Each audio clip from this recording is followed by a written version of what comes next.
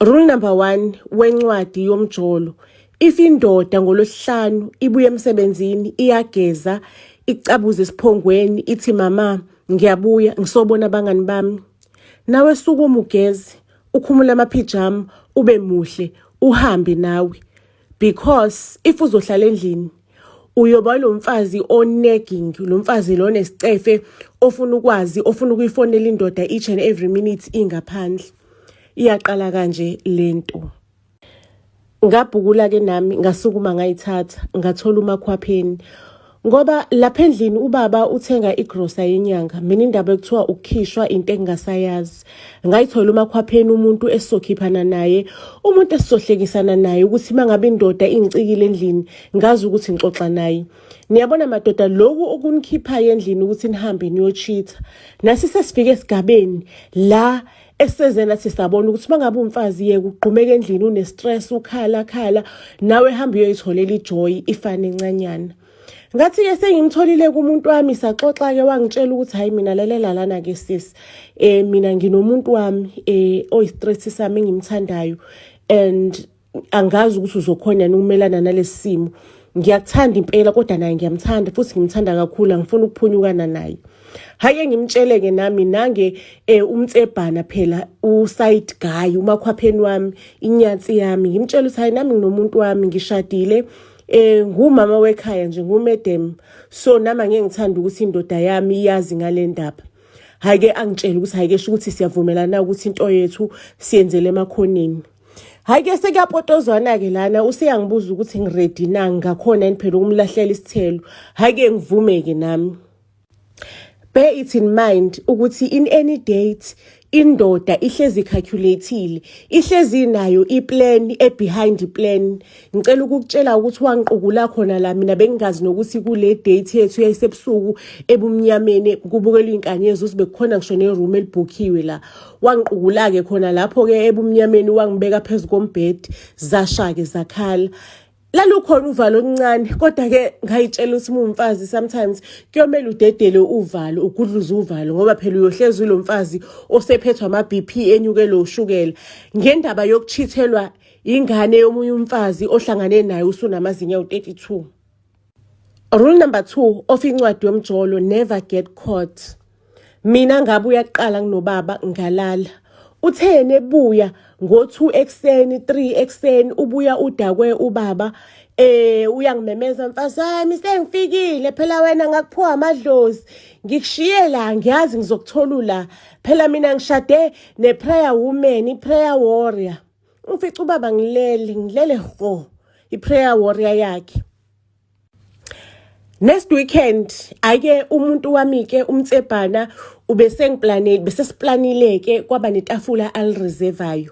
Wagcina nini wena itafula ekuthiwa reserved or mhlambe waligcina emshadweni osihlobo kunetafula ekuthiwa reserved for ihlobo.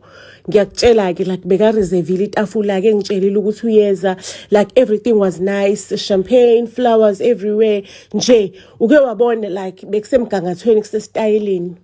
Ngihlale ke ngitshela ukuthi umuntu lethe hayi umuntu uyeza dololo umuntu mengithi ngiyamfonela akatholakala efonini laphela i-hour waphela u2 hours. Hayi bona kusengizohethwa umakhwapheni, ngihetheke endlini sengizohethwa umakhwapheni, phela umakhwapheni le ngizokhiphela khona istress. Yenzakala kanjani into enjengale? At the back of my mind kubuye imicabanga eminingi ukuthi lo muntu wangitshela ukuthi nginomuntu wami futhi ngimthanda kakhulu, angifuni ukuxabaniseka.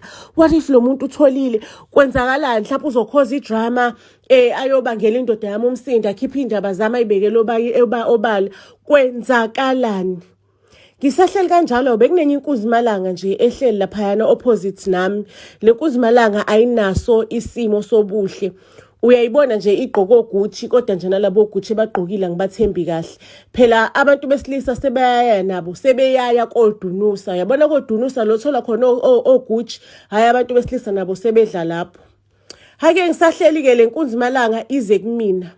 Ifike ingitshele ukuthi hawu intombi enhle kanje kwenzakala kanjani ukuthi ngolosihlanu ebusuku ihlale yodwa sikhona madoda. Hayi ikhulumeke lenkuzimalanga ikhuluma inkuzimalanga uSotobe. Akhulume uSotobe anginendaba vele ngimnakile ngiphendula la akushoyo vele nami ngicikekele ngihlala umakhwapheni kanjalo. Hayi ke avela nangixhawuleke uSotobe.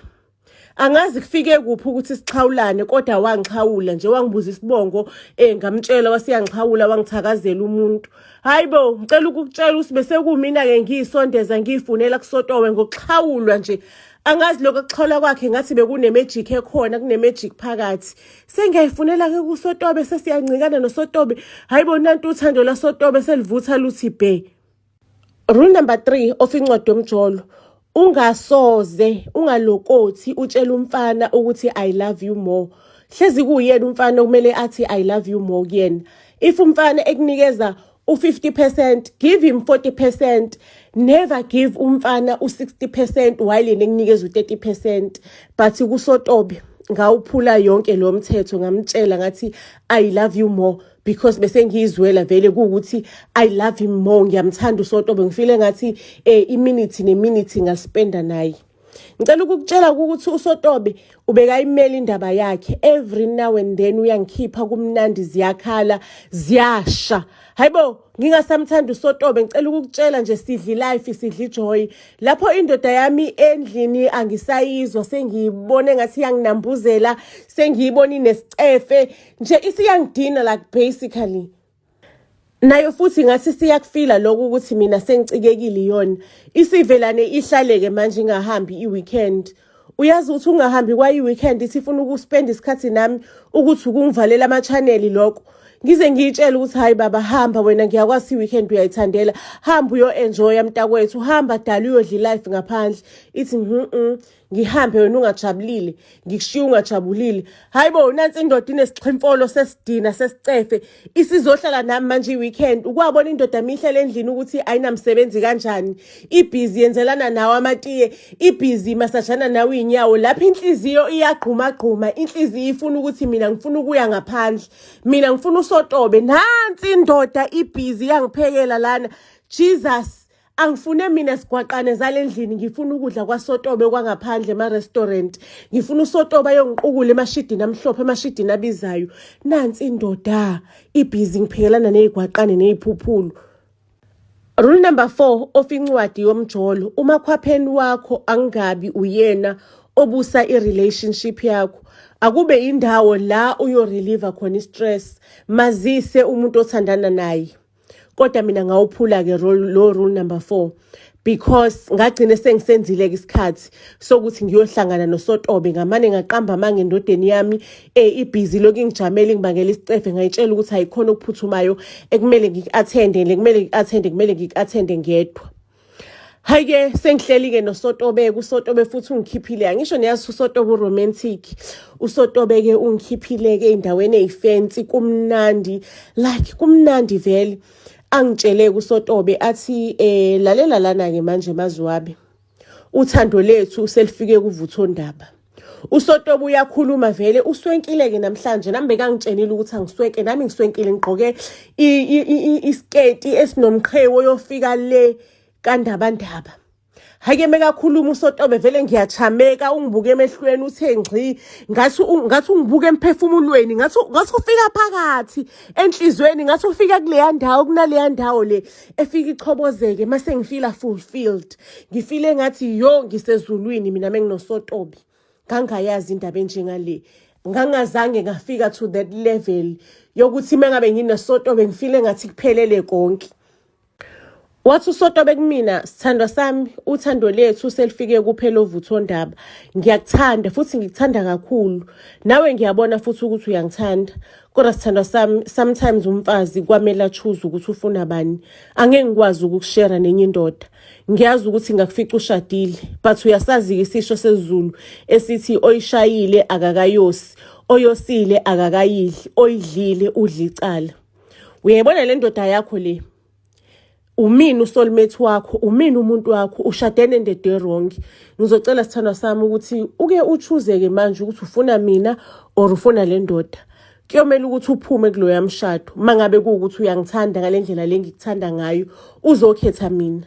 Lapho usotobe ukhuluma unabafazi ababili, mina ngiyoba umfazi wesithathu. And lokho ngiyakwazi kahle, anginankinga nako indlela esengimthanda ngakhona usotobe.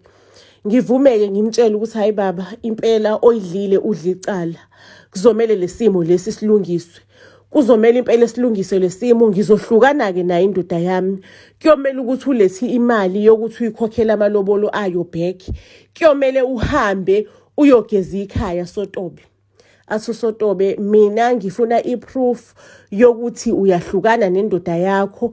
Ngifuna iproof yokuthi uze kwami ngazi ukuthi usuhlukene nendoda yakho. Ufike uhlala isonto lonke nje uhleli ungayi kwakho, futhi ungiposte on social media, ungiposte everywhere, ubhala ukuthi wawenza iphutha.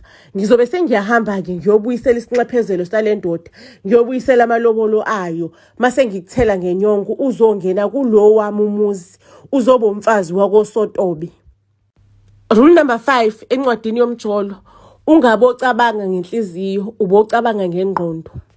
Ngawuphula ku rule number 5, ngatshela uSotobe ngathi inhliziyo yami Sotobe ifuna wena, my heart beats for only you. Ngiyahamba ngiyoqeda lo yamshado. Ngiyahamba kuphelile phakathi kwami nomyeni wami, ngizoshada ngize emagcekeni akho Sotobe. Yakhala indoda yami, sengiphulisa ithembiso sokuthi ngizoba nayo ebuhleni nasebubini. Ngayitshela ukuthi hayi sithandwa sami, bengithi wena usoulmate wami, kanti cha dali, uyabona le zinto zakho zokuphuma uhambe uyophuza utshwala ebusuku, angikwazi ukuthi bujola or buwenzani. Kodwa sithandwa sami, ngiyakubonga ngokujola kwakho, ngiyakubonga ngokuphuma kwakho, bekela ibeke ungishiye mina lendlini. Kungiphushele ezandleni eziright, kungiphushele kwisoulmate yami, but I can't take it anymore sithandwa sami. Angisakufuni, ngifuna isoulmate yami, angikufuni, angikudingi. Ngifuna ukuyohlala noSotobe wami isithandwa sami. Khohlwa ke sithandwa sami ukuthi mhlawumbe uzohamba uyom-atheka. Angeke uyenze lutho leya ndoda, isikhondla sendoda. Umyeni wami wabhocobala, umoya wakhe waphuka, inhliziyo yakhe yababuhlungu. Wangibuza ukuthi akusiyona iprank le. Ngathi cha sithandwa sami, ngikhuluma nje ngiyopakisha ngiyahamba. Wathi kumina, bengingathanda ukuthi kuphele kanje, kodwa ke angeke ngithi nje hamba juba bayokuchutha phambili. Ngempela ke ngahamba ngayo kuSotobe. Ngahamba ngayohlala naye leliviki lethi wethi angihlale nalo masamba ongilobola. Ngamposta everywhere, ngabhala ukuthi bengenza imistake nansi soulmate yami. Ngagqugquzela ukwabona umuntu ukuthi sometimes uvele angazi aphenduke i-motivational speaker, uMjolo umphendula i-motivational speaker. Ngagqugquzela abantu ngathi lalelani lana, sometimes kuyenzeka ukuthi isoulmate yakho ikuthole sushadile. Ungalenzi lolo phutha lokuthi uyivimbele injabulo, hamba uye kwisoulmate yakho. Hake laphela ke isonto uSotobe sekumele ukuthi ahambe ke manje ayokhipha amalobolo ekhaya. Guess what uSotobe wathini? Wathi hey mfazi endini, wena okwazi ukuthi ushiya indoda yakho nishadile uze kumina indoda eshadile, mina uzongenzani ke?